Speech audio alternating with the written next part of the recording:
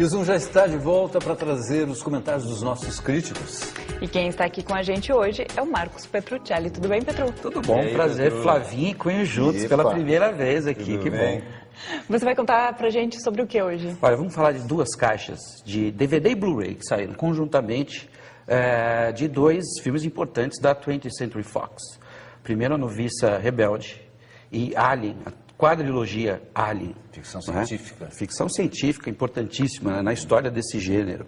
É um dos mais importantes estúdios de Hollywood, a 20th Century Fox, está fazendo 75 anos de idade. Né? Um estúdio que produziu algumas grandes produções, alguns clássicos da história do cinema, como, por exemplo, 12 Homens e uma Sentença, Alô Dolly, a série Star Wars, e teve contratados nomes, olha só para vocês verem, Shirley Temple, Elizabeth Taylor, Marilyn Monroe, eram contratados desse estúdio Fox, não é? E para falar de A Noviça Rebelde, eu quero lembrar de uma jornalista chamada Pauline Kael. É uma das minhas grandes inspirações. Ela morreu em setembro de 2001, aos 82 anos de idade, e foi o nome mais importante da crítica de cinema americana. Ela baixinha, ranzinza, corrosiva, não perdoava nada e ninguém, e era sempre polêmica. Uma crítica que ela escreveu, por exemplo, lhe causou a demissão sumária em um de seus empregos. E foi justamente de A Noviça Rebelde, que ela simplesmente destruiu, dizendo o seguinte: nos tornamos idiotas emocionais e estéticos quando nos ouvimos cantarolando essas músicas doentiamente melosas. Dá para acreditar? Espero que eu não seja demitido aqui, porque eu concordo. É difícil não concordar com ela, mas havia duas questões. A Noviça Rebelde foi um dos filmes mais populares daquele ano e o primeiro em 26 anos a quebrar o recorde de bilheteria do clássico E o Vento Levou.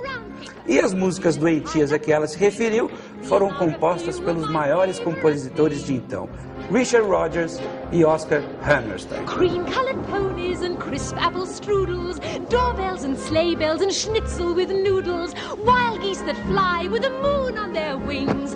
These are a few of my favorite things. Então, A Noviça Rebelde estreou em 65 e contava uma história baseada em fatos reais, a da família Von Trapp, que realmente se mudou da Suíça para os Estados Unidos em 1938, fugindo da onda nazista. Já na América, eles se estabeleceram no estado de Vermont, onde existe até hoje a casa em que viveram, transformadas lá num hotel, restaurante, museu.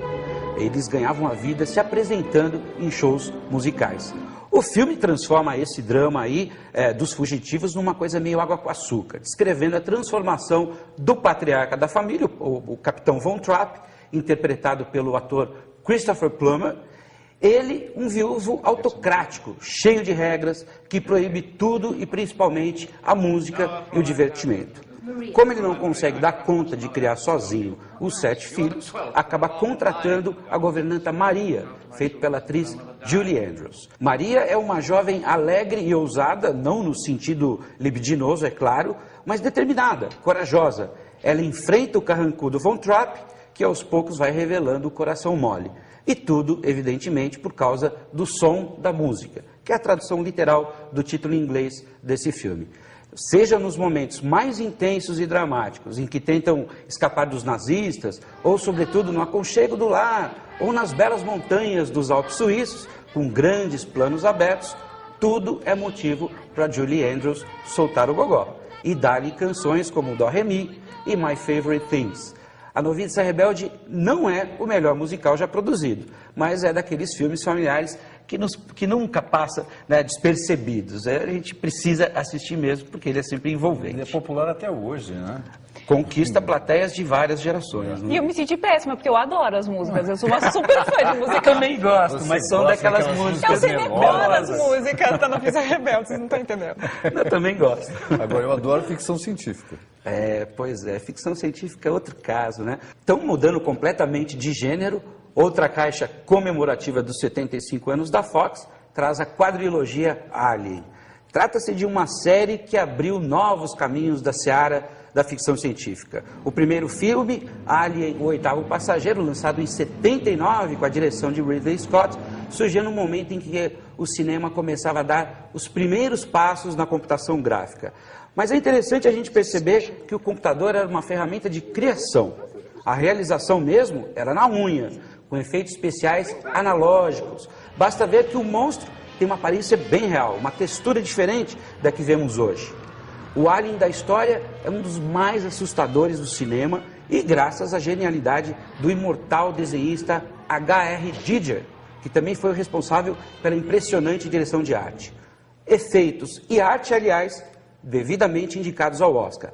Vale destacar também a engenharia de produção, colocando câmeras nas mãos e circulando freneticamente por ambientes apertados e, portanto, claustrofóbicos. Algo semelhante a gente só iria ver alguns anos depois, num filme sensacional, O Barco, do Wolfgang Petersen, também muito claustrofóbico. Mas para quem ainda não viu, é evidente que não vamos contar aqui como o alien se manifesta na trama. O fato é que esse desconhecido extraterrestre, o mais violento e resistente já criado no cinema, aparece dentro de uma nave espacial rebocadora quando seus 7 tripulantes respondem a um pedido de socorro vindo de um planeta deserto. O que se vê a partir daí é uma viagem de terror. Também não vou contar como, é evidente, mas 6 dos tripulantes morrem. A forma como isso tudo acontece é que é o diferente da coisa. Foi uma ideia muito certeira do roteirista Dan O'Bannon, que deixou uma única sobrevivente para os 3 filmes que seguiriam a este. A sobrevivente foi interpretada por uma ainda jovem Sigourney Weaver, que teve neste filme o seu trampolim para a fama e o sucesso. Ela voltaria ainda em Aliens, o Resgate, assinado por James Avatar Cameron, Alien 3, dirigido por David Fincher, e Alien, a Ressurreição, sob a batuta do Jean-Pierre Jeunet. É bem verdade que depois de Alien, o Oitavo Passageiro, os 3 filmes seguintes perderam impacto no roteiro, né, com umas soluções pouco inspiradas, mas a qualidade técnica não só continuou, como foi aprimorada, resultado óbvio do aperfeiçoamento da tecnologia. E nesse sentido é mais do que necessário a gente assistir à quadrilogia Alien, porque a gente percebe a evolução desse gênero, de toda a tecnologia que é empregada nele. O meu preferido ainda é do Ridley Scott. Ah, sem dúvida. Que era um grande diretor e que depois faria mais uma grande ficção, que Blade é o filme Runner. da minha vida, Blade Runner. Nossa.